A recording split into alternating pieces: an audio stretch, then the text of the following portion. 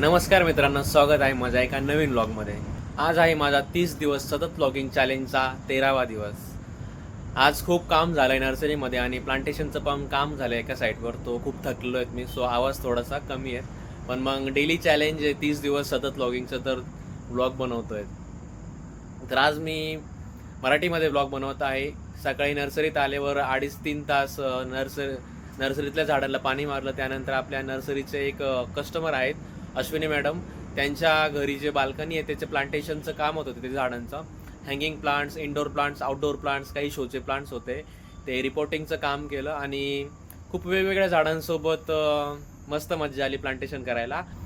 दिवसभर नर्सरीत ग्राहक भेटले, त्यांच्याशी बोललो, दुसरंही काही काम झालं आणि आता वेळ झाली आहे घरी जायची. तर हा होता माझा नर्सरी लाईफचा एक छोटासा व्लॉग. जर व्हिडिओ आवडला असेल तर लाईक करा आणि फॉलो करा.